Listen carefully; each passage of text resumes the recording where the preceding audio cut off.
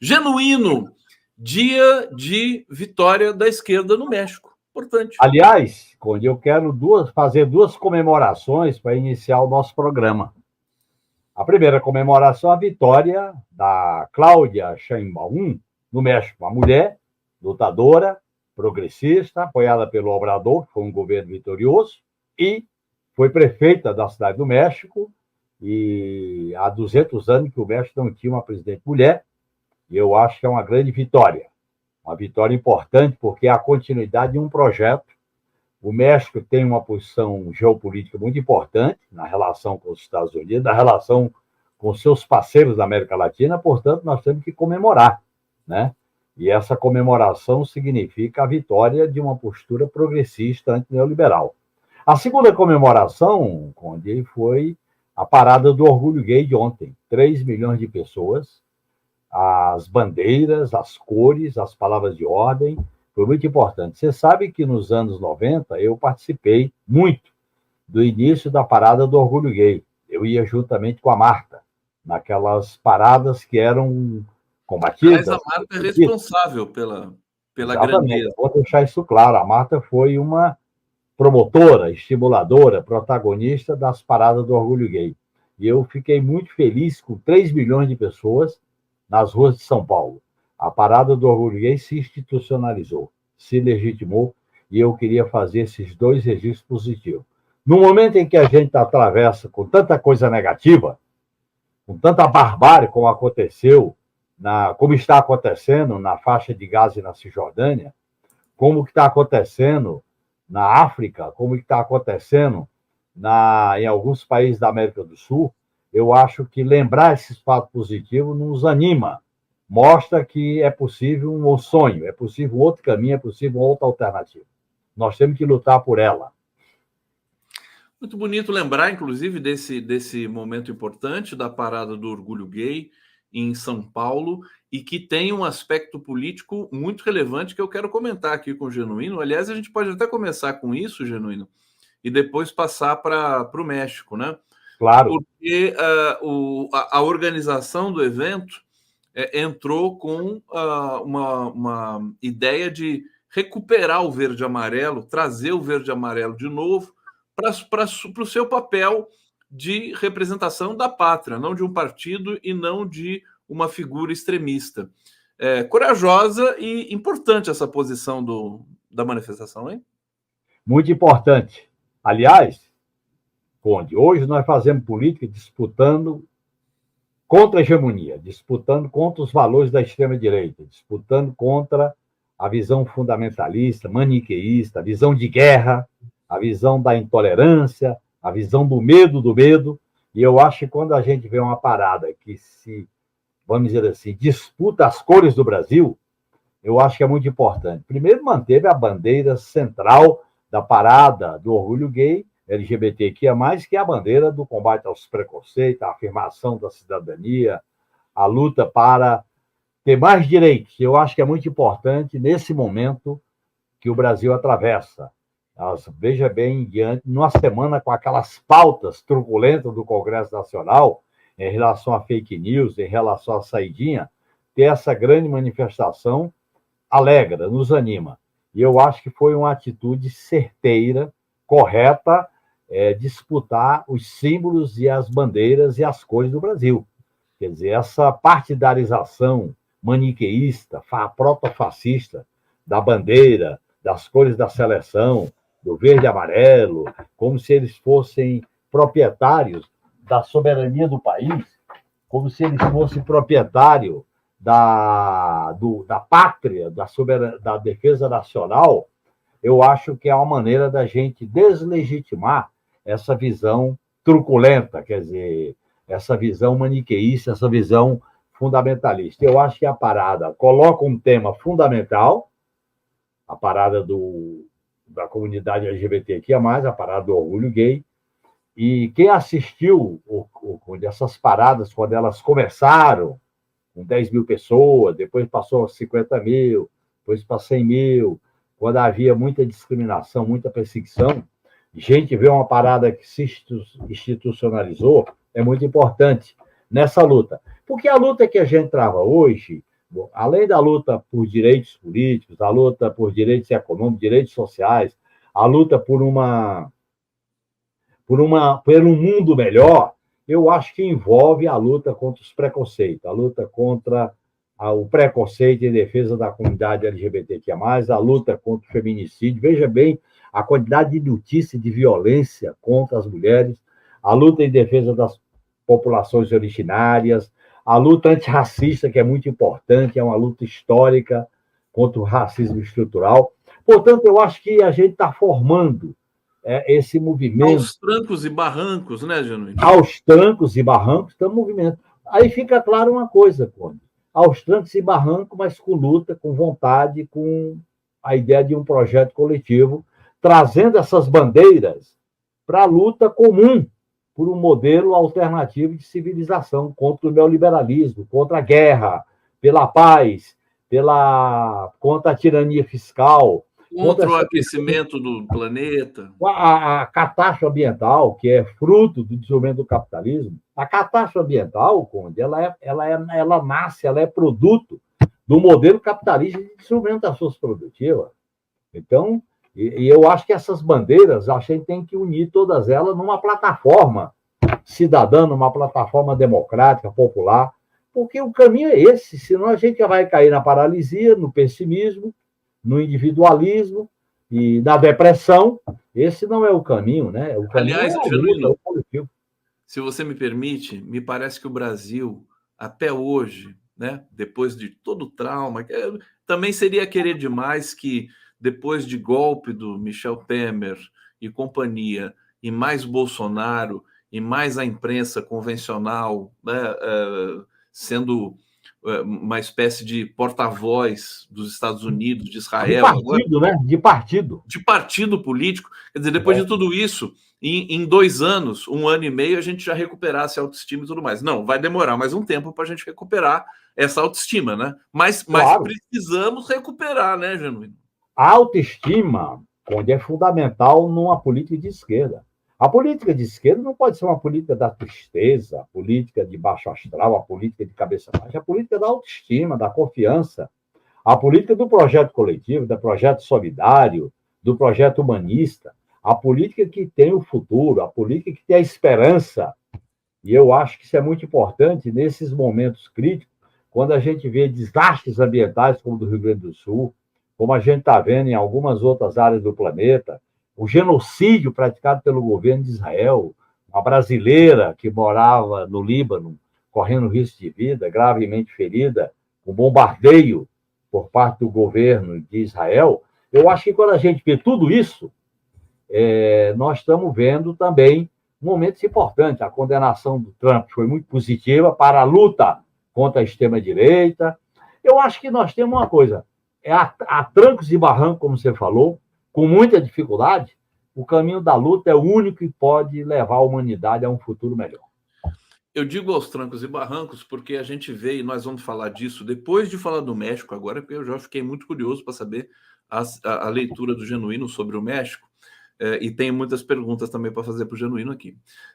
Mas a questão da organização do governo, articulação política, hoje o Lula estreia uma nova maneira de fazer articulação política, vamos falar disso. Eu digo aos trancos e barrancos por isso, porque o governo tem problemas, né? O governo de esquerda, que foi eleito pelos setores democráticos do país, talvez, e nós falamos aqui recorrentemente, Genuíno, pela singularidade, pelo momento que o país está vivendo, que tem que ser uma frente amplíssima. Mas antes de falar sobre isso, eu queria te perguntar, primeiramente, para falar do México, eu acho que o Brasil e o México têm uma relação muito pouco explorada por ambas as partes, Genuíno. Eu não sei por que o México e o Brasil são países que não deveriam estar mais próximos.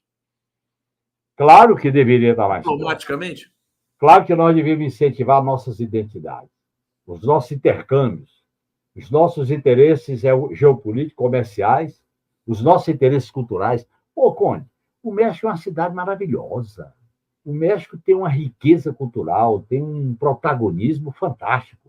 E eu acho que essa aproximação já aconteceu no governo do Obrador, quando o Lula passou por toda a caminhada que ele fez da prisão, da saída da cadeia e da campanha dele para presidente da República, a campanha vitoriosa. Eu acho que a eleição no México ela tem um significado estratégico pela geopolítica da América Latina e pelo papel que representa o México. Olha bem, você trabalhando assim na geopolítica, você vê Brasil, México, são dois centros importantes do ponto de vista da geopolítica, dos interesses econômicos, interesses culturais, de parcerias que pode se desenvolver. Portanto, eu acho que há uma relação muito tensa, muito especial do México com os Estados Unidos, porque ali da fronteira, a questão da... É isso que torna o México um capítulo à parte, né? Um capítulo à parte, porque a fronteira com os Estados Unidos, a questão dos refugiados, a questão das pessoas que tentam entrar nos Estados Unidos, a crise que o México vive no terreno da segurança pública, inclusive com o problema dos cartéis, tudo isso coloca muito desafio. Eu acho que a experiência do Obrador foi uma experiência muito positiva. E positiva também, porque, diferentemente do Brasil, da Argentina, no México não surgiu uma extrema-direita protofascista, como no Brasil, como na Argentina. Portanto, teve uma direita que disputou a eleição, uma direita neoliberal, mas não protofascista, porque sabe que há uma diferença nesse sentido. Aqui no Brasil, na Argentina, que é outra referência importante da integração geopolítica, você tem um governo, olha, que não merece uma avaliação minimamente civilizada. Portanto, eu acho que a relação Brasil e México, a integração latino-americana, aquela presença da Bolívia, do Evo. O Evo Morales, entregando, inclusive, aquele símbolo da integração latino-americana, eu acho que é muito positivo. A possibilidade de visita do Lula ao Chile, quando isso ocorrer, a experiência do Gustavo Petro na Colômbia, eu acho que são fatos positivos que a gente tem que se alimentar deles e ver que eles estão sinalizando um caminho para construir uma unidade, para construir nesse mundo multipolar que nós estamos caminhando para ele, uma unidade, primeira unidade latino-americana, que eu acho que é fundamental, estrategicamente importante. Depois, uma presença no mundo mais protagonista, uma presença mais, vamos dizer, mais ativa, menos ecumênica e mais de ter postura, de ter posição política. Eu acho que nós vamos ter esse ano uma eleição muito importante nos Estados Unidos, né? Vai ser uma eleição importante para o mundo. Nesse quadro de decadência dos Estados Unidos, apesar do seu aparato militar, apesar do seu patrocínio ao que o governo de Israel faz na Cisjordânia, na faixa de Gaza, a própria crise que começa a se explicitar na relação governo de Israel com o Egito, eu acho que a movimentação que a China está promovendo com o caminho a Rota da Seda, o próprio fracasso da OTAN e dos Estados Unidos em sustentar uma guerra derrotada na Ucrânia contra a Rússia, eu acho que são fatos que nos animam. É claro que o parto da multipolaridade é doloroso, é crítico, é tenso, e nós estamos caminhando para isso. E o Brasil tem um papel protagonista nisso. Eu acho que é muito importante essa eleição no México, voltando à questão, porque nós vamos ter uma parceria mais forte com dois países que têm protagonismo, que têm força, têm peso, têm história, têm tradição e podem afinar mais o discurso político da integração latino-americana. Olha, eu espero que tenha parceria mesmo. Vou aqui puxar a orelha da diplomacia brasileira e do governo brasileiro. Tem que chegar mais junto do México, sabe? 8 anos de Obrador. Eu não vi o Obrador aqui no Brasil, tá certo que foi o tempo que o Brasil passou maus bocados aqui, né? Mas eu acho que o Obrador ele é tão representativo também, tão significativo, genuíno, com relação à história, né, e à biografia do presidente Lula, que eu simplesmente não entendo por que o Obrador e o Lula, quando tiveram... O Obrador, no governo Lula, o Obrador, ele estava sempre tentando a presidência. Ele também perdeu 2 vezes, né? Perdeu 2 vezes e ganhou na terceira, né? Ganhou na terceira. Muito parecidas as histórias. Agora, dois dados aqui. Primeiro que o Donald Trump foi ruim para ele, do ponto de vista, talvez, institucional, a condenação. O Trump agora, portanto, 12 jurados populares nos Estados Unidos o consideraram, de maneira unânime, um criminoso, culpado das acusações que recaem sobre ele. Mas o Trump, você sabe quanto ele arrecadou em 24 horas? Em 24 horas, acho que menos que isso. Depois da condenação, 53 milhões de dólares. É o imperialismo, Conde. É imperialismo. É a direita, é a extrema-direita. Terrível tem poder isso. Econômico. Poder econômico. Tem força material e econômica. Vamos ver se na hora do vamos ver, né, nas eleições, que acho que serão em novembro nos Estados Unidos, se o Trump vai chegar com força. O problema é o Biden também, né, Genuíno? O Biden é complicado, né? Essa política externa do Biden, essa aliança com o governo de Israel, essa política de ser patrono da ordem imperialista mundial representada pelos Estados Unidos, essa maneira de se relacionar com a Europa, essa maneira de se intrometer na América Latina, na relação com Cuba, com a Venezuela. Olha, eu acho que esse Biden foi uma frustração para muita gente que tinha ilusão nele. Eu nunca tive, né? Mas muita gente que tinha ilusão nesse Biden. Mas, a rigor, é melhor ainda Biden do que Trump. Você comenta, não é? Não é melhor? Menos pior, vamos dizer assim. Menos pior. Menos pior. Agora, eu acho que nós não podemos nos iludir, porque teve alguns companheiros que desceram loas à vitória do Biden na eleição anterior. Eu acho que não é bem assim. Acharam o Biden um democrata, né? Imperialismo é imperialismo. Ele quer mandar, quer dominar, quer promover guerra, quer promover aventuras. Olha o que está acontecendo na Ucrânia, olha o que está acontecendo com o governo de Israel. Olha os números do genocídio do governo de Israel com o aval, beneplácito do imperialismo americano. Isso aí é muito sério, né? Olha, eu não resisto, já que você falou da Bolívia, do Evo Morales, o nosso querido, que eu sei o quanto ele é amigo também do Genuíno, Zerbex, está viajando, ele está na Bolívia, está todo encantado com a Bolívia, lá passeando, falou que o metrô em La Paz em vez de ser subterrâneo, é aéreo, né? Tá toda aquela coisa, né? O deserto de sal. E aí ele contou uma história do Evo esses dias aqui no nosso grupo. Ele dizia assim que o Evo, há muito tempo atrás, né, era um garotão. E quando ele veio na PUC fazer um debate, né, no anfiteatro de história, na verdade na USP, né, anfiteatro de história da USP, ele ficou com medo de entrar quando ele viu a sala lotada. Aí o Evo não quis entrar, foi embora. E aí o pessoal, os Airbags, tiveram de ir atrás dele, falou, não, vamos lá, vamos participar do debate. O Evo é uma figura, claro, todo mundo amadurece, né, Genuíno? Mas claro. Depois disso se tornou, enfim, uma das figuras centrais no mundo, né? Como presidente uma liderança popular no mundo, uma liderança popular da integração latino-americana, uma liderança popular que soube resistir ao golpe, uma liderança popular que contribuiu para derrotar o golpe na Bolívia, é uma liderança popular que está militando, que está vinculada a um projeto antineoliberal, um projeto democrático, um projeto soberano, num país como a Bolívia, que é estratégico como produtora de lítio, né? Sim. Conde, é importante deixar isso claro. E que foi o Elon Musk que falou que até defendeu que podia dar um golpe na Bolívia, né?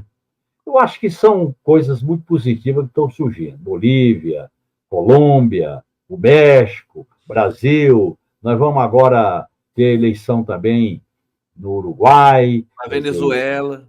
Venezuela, que é muito importante, porque nós temos que combater essa política dos Estados Unidos em relação à Venezuela e em relação a Cuba, né? Eu acho que são fatos importantes, que é um caminho nacional, democrático, popular, é o que une essas experiências políticas positivas, tanto na nossa América Latina, que é fundamental a nossa integração. Aí quando tem uma questão chave da importância dessa eleição no México. é a questão da força para promover a integração latino-americana. Essa integração, ela é geopoliticamente importante para o mundo multipolar.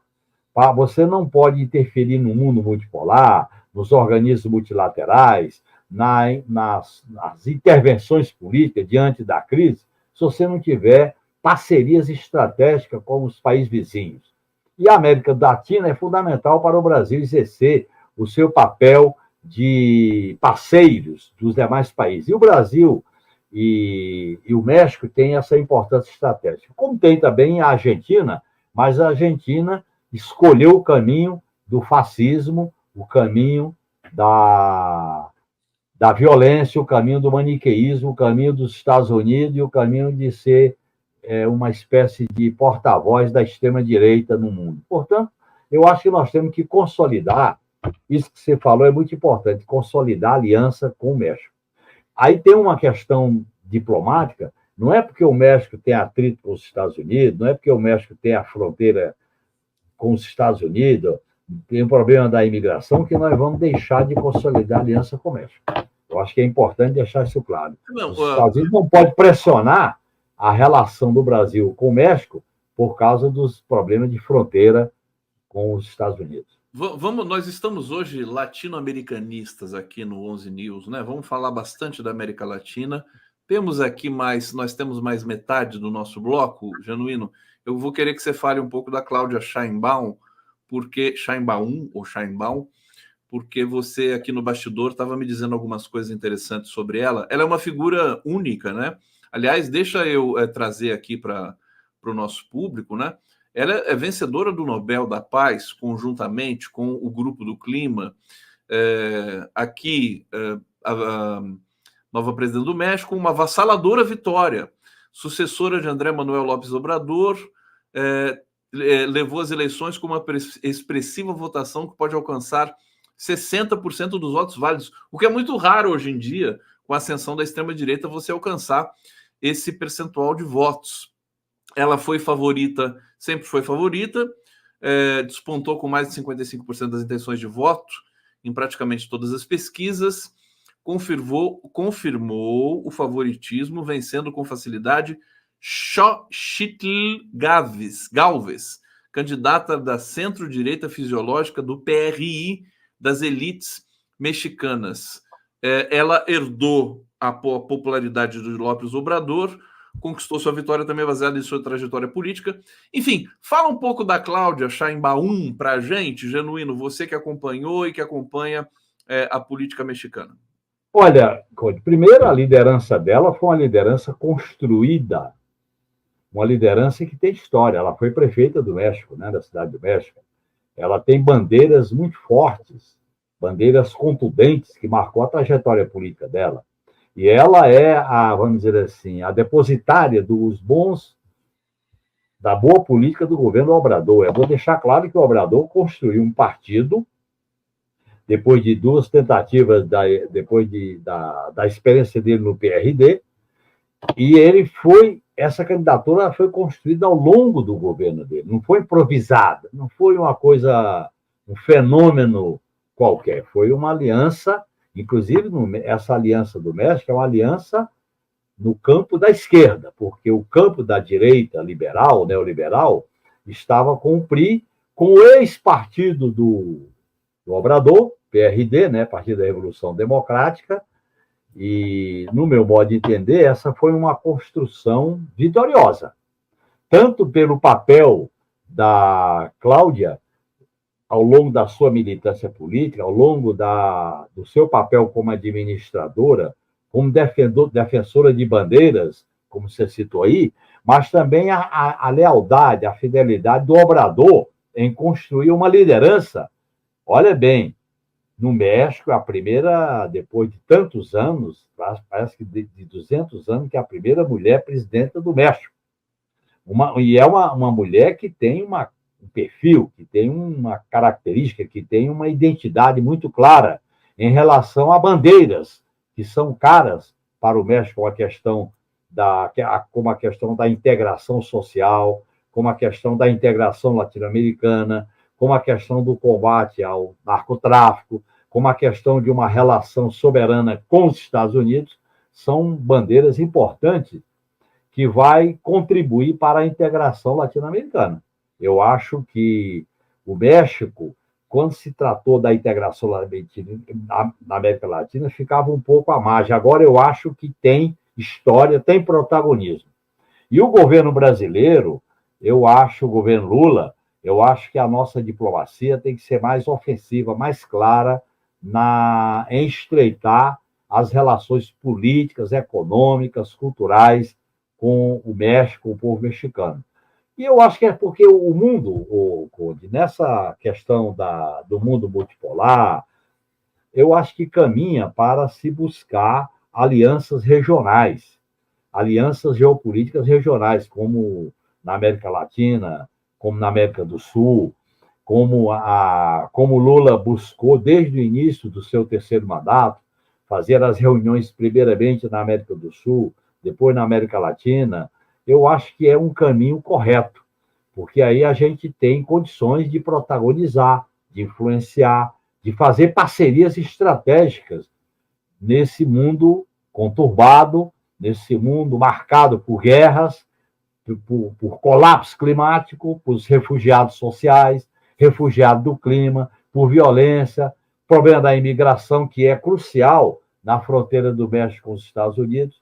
Eu acho que nós estamos diante de uma situação interessante para sinalizar para o mundo que outro caminho é possível, que outra ordem é possível. Genuíno, estou sentindo você otimista, Genuíno. Eu sou um otimista renitente. Renitente? Renitente. Esse é o José Genuíno aqui no 11 News conosco. Olha, viva México, como diz aqui o pessoal que está no nosso chat. Deixa eu trazer alguns comentários aqui, Genuíno, para a gente sentir o público aqui que está nos acompanhando. A Neuza Santos. Conde, coloca as milícias na pauta, por favor. Elas estão acabando com o Rio de Janeiro e se alastrando pelo país. Hoje sufocam o Rio de Janeiro e amanhã destruirão o Brasil. Obrigado, Neuza. Vamos colocar, a gente sempre coloca aqui, denunciando as milícias, né? Agora é uma coisa tão arraigada, né, Genuíno? Ô, Conde, eu vou sugerir que você chame para esse seu programa o Bruno Manso, que ele tem 2 livros sobre a milícia. A República das Milícias e outro é Fuzil e a Fé. Aliás, o Bruno Paes Manso, né? Tem 3 livros, né? É uma série. Eu vou chamá-lo aqui com toda honra, felicidade. Ele muda um pouco o livro dele sobre o crime organizado em São Paulo. É uma porrada no sistema, né? É sensacional. Muito forte. Muito um forte. Estudo sério, uma grande pesquisa. Ele, juntamente com o Luiz Eduardo Soares, são as pessoas que mais acumularam, que mais elaboram, que mais pesquisam esse tema da segurança pública. Que é um tema muito importante para a gente tratar com devida atenção à esquerda, né? Estou falando da esquerda brasileira. Caroline Perazzoli está dizendo aqui, para recuperar a autoestima, precisa de um projeto de governo que una na luta o povo. Perfeito. Arley Cândido Nogueira, cereja do bolo, para destroçar de vez o plano dos bolsonaristas de fazer um grande número de prefeitos na próxima eleição, será a prisão do Bolsonaro. A gente continua se perguntando se o Bolsonaro vai ser preso, né, o Genuíno? Nós temos que perguntar, além de perguntar, tem que pressionar, tem que cobrar, tem que exigir, porque há um acordão sendo cheirado, sendo articulado, sendo, vamos dizer assim, testado nos bastidores. A gente tem que ficar atento a isso. O Temer aparecendo, né? Temer, Supremo, Moro, militares, generais militares. Você não vê um deles hoje falando que soube do golpe de 8 de janeiro pela imprensa? Isso é brincadeira, né? O que foi? Desculpa, o que foi? Um dos generais que está sendo denunciado, ele afirma hoje que soube do golpe, aquele que era do COTÉ, no depoimento dele, ele falou que soube do golpe pela imprensa. Soube do golpe pela imprensa. Ah, tá. Tudo bem. É isso aí, um portento de honestidade. Marilu de Noronha, o discurso de Erika Hilton foi maravilhoso. Ontem, na Parada do Orgulho. Noemi Osna, milhares de pessoas agora em manifestação contra a privatização das escolas no Paraná. passeata em Curitiba. Obrigado. Como eu disse aqui, as pessoas, o público que está nos assistindo também traz aqui para a gente informações importantes que ocorrem no Brasil. Afinal de contas, o Brasil inteiro está ligado aqui no nosso 11 News. E Zolete Aparecida Machado Silva, a esquerda tem que parar com isso. Lula em 26. Lula não se reelege mais não, gente. Em 26, as esquerdas têm de formar uma frente para derrubar a extrema-direita. Já no primeiro turno, vice de direita. Eu trouxe o comentário da Isolete, porque eu acho que, embora ele seja um pouco fora de um certo padrão, mas é importante refletir um pouco sobre isso, né, claro. Você tem pensado sobre isso? Tenho. Eu acho que o Lula é uma boa alternativa para continuar governando o país em 26 na disputa política. Agora, a candidatura do Lula em 2026 vai precisar de uma aliança à esquerda, vai precisar de um polo de esquerda. Aliás, nós vamos enfrentar essa discussão aí no seu programa, que a articulação política da eleição e da governabilidade tem que exigir, tem que fazer com um polo de esquerda, uma plataforma à esquerda, e as alianças com a direita tem que ser apenas pontuais, episódicos, e não o modelo de aliança que nós fizemos no Congresso Nacional, que faz com que o governo fique refém da maioria conservadora e de direita do Congresso Nacional. Portanto, o Lula é uma grande possibilidade para conduzir esse processo. Eu acho isso mesmo, eu fazia nas críticas. Agora, é necessário a gente não repetir o modelo de aliança de 2022.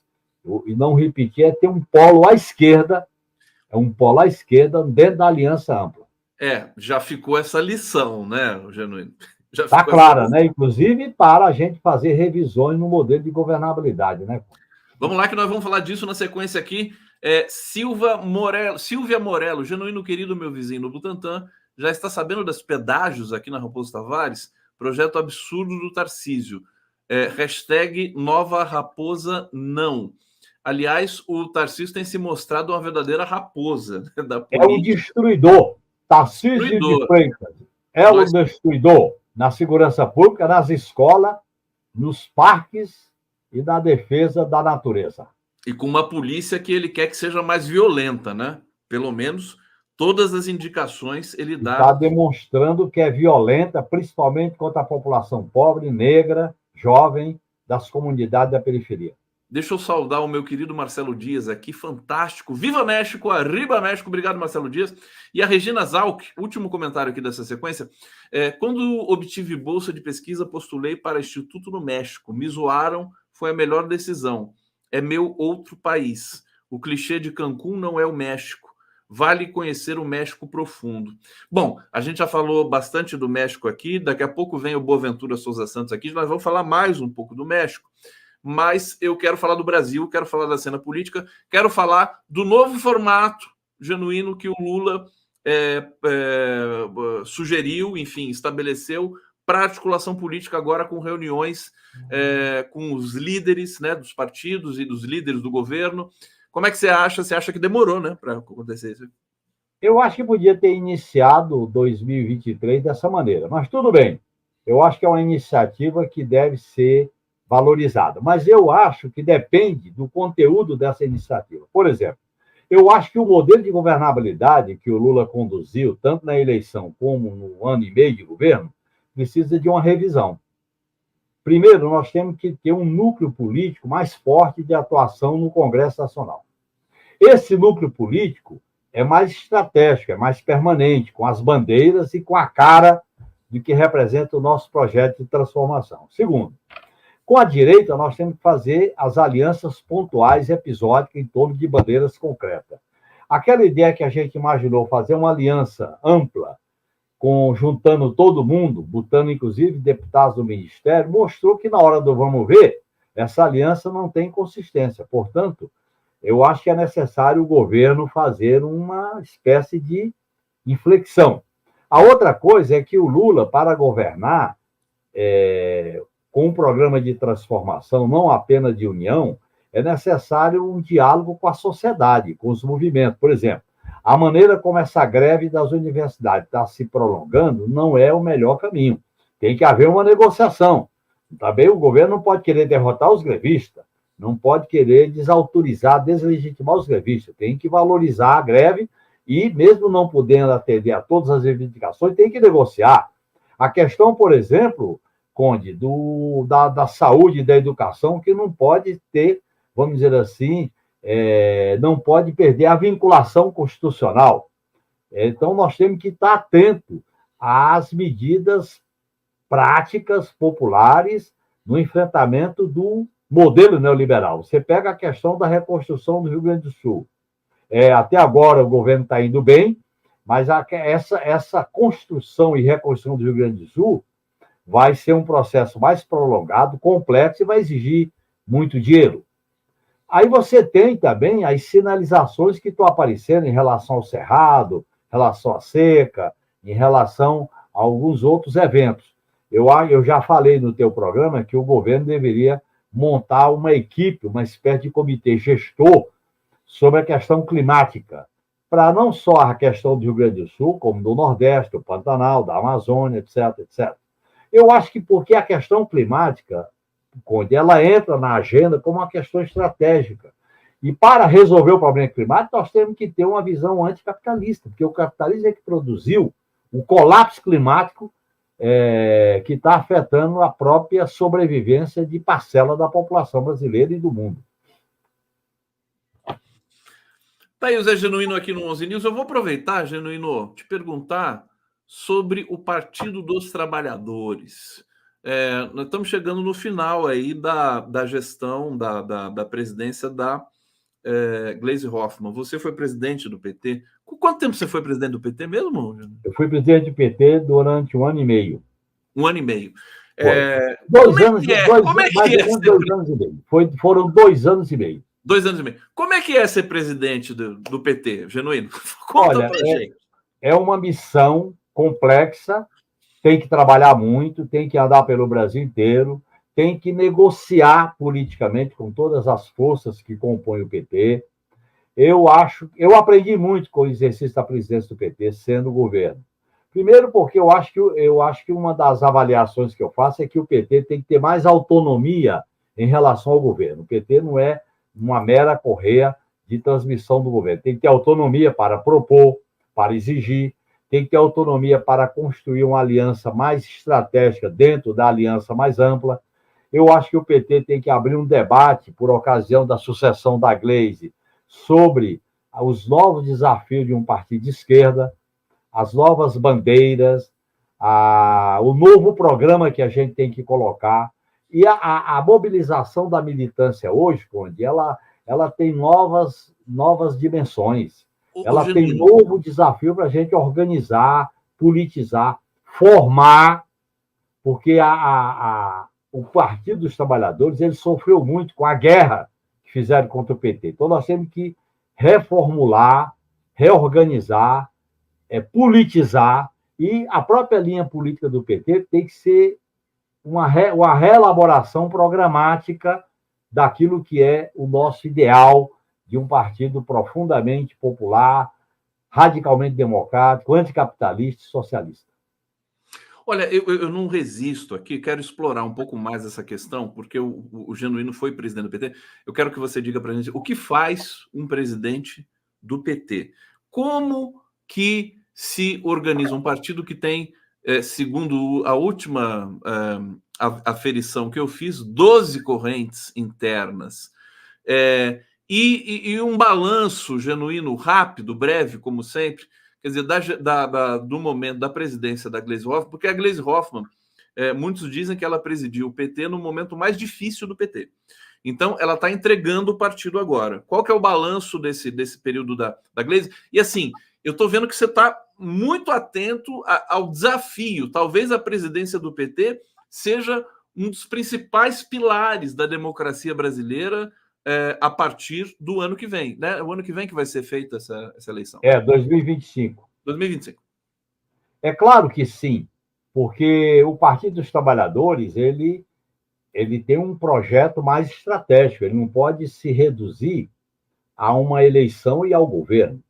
Por outro lado, o PT é estrategicamente forte para sustentar e apoiar o governo, porque o governo Lula é o principal protagonista desse projeto de mudança do país, do enfrentamento da extrema-direita e da velha-direita. É claro, Conde, que a formação de um partido popular no Brasil, um partido de esquerda, um partido que tem um compromisso socialista, antineoliberal, eu acho que exige muito quem dirige. Primeiro, que eu acho que a companheira Gleice tem feito um trabalho que merece o nosso apoio.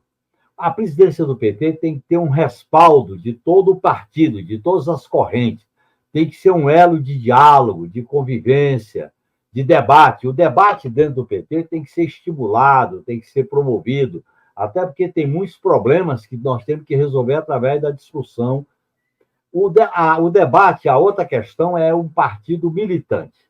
Eu acho que a militância do PT, os filiados, os diretórios zonais, os diretórios municipais, tem que ser revalorizado para ter na militância petista uma mobilização permanente. O PT tem 3 milhões de filiados, mas nem todos esses milhões de filiados estão atuando politicamente. Então, a informação, a conversa, o visitar todos esses filiados, a comunicação com eles, o debate que se dá com os filiados, porque eles estão inseridos na sociedade, nos movimentos, nos desafios, eu acho que é muito importante. É muito importante, o PT tem responsabilidade com a governabilidade, mas essa responsabilidade é uma responsabilidade pelo formato que o PT representa. Não é toda a frente ampla que compõe o governo que o PT é responsável. Nós compomos uma parte do governo e temos que deixar claro o nosso papel como um partido militante e um partido dirigente. Por outro lado, nós temos que fazer um bloco de esquerda, porque hoje, diferentemente da minha época, Conde, hoje tem partido de esquerda que tem força, como o PSOL, como o PCdoB, como o setor do PSB, do PDT, como outros partidos, inclusive, que não estão atuando, não têm representação institucional, mas são importantes. Nós temos que buscar uma relação mais orgânica com os movimentos que têm plataformas, o movimento feminista, o movimento antirracista, o movimento da comunidade LGBTQIA+, que promoveu essa grande vitória da Passeata do Orgulho Gay de ontem na Paulista, o movimento das populações originárias. Nós temos hoje que entender que a mobilização, a formação e a organização é mais complexa, porque nós temos que misturar rede social com corpo a corpo, com rua, com mobilização, porque tem uma extrema-direita violenta que quer deslegitimar as posições de esquerda. E esse debate tem que ser feito. A Gleice tem feito esse debate através das redes sociais de maneira muito competente. Então, a própria relação do PT com a comunidade da esquerda internacional, com personalidade, com partidos, com movimentos, eu acho que é muito importante, porque não dá para pensar um projeto contra o neoliberalismo, um projeto socialista, se a gente não tem um evento internacional, né? Coloco isso que nós estamos aí com o Boaventura, que é uma liderança importante dessa visão democrática e popular, de pensar uma alternativa contra o neoliberalismo, e a gente batalha muito por isso, né, Boaventura? Eu acho que são desafios, por exemplo, eu acho que o PT devia estar promovendo grandes seminários, grandes congressos, e chamar essa intelectualidade, chamar essas cabeças para uma discussão sobre o futuro do mundo, sobre o futuro da humanidade, que é disso que está em risco. O capitalismo neoliberal imperialista está colocando em risco o futuro da humanidade. Por onde é que nós caminhamos? Para a guerra? Para o colapso climático? Para a barbárie?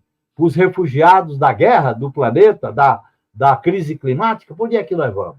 Eu acho que nós temos que recolocar o ânimo, o otimismo, a esperança na pauta das articulações que o PT pode promover com lideranças, com partidos e com a opinião pública democrática do mundo inteiro.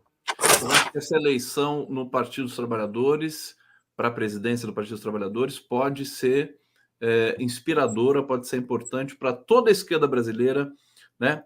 Pensar em aprimorar o seu discurso, em trazer novos elementos, agregando, sedimentando e demarcando de novo, né, o Genuíno, uma posição de convicção com relação aos valores democráticos, que você chama de radicalização, mas é radicalização num sentido muito peculiar, Olha, vamos receber o Boaventura de Souza Santos aqui, com todo carinho. Meu amigo Boaventura, seja bem-vindo aqui ao 11 News. Estou muito feliz de te receber. A gente vai para uma maratona agora, hein, Boaventura? Vamos falar do mundo todo, do México, da África do Sul e do Brasil, é claro. Vamos falar da Europa também. Seja bem-vindo, Boaventura. Quero ver você e o Genuíno aqui numa interação para a gente fazer essa transição. Como é que você está, meu querido? Tudo bom?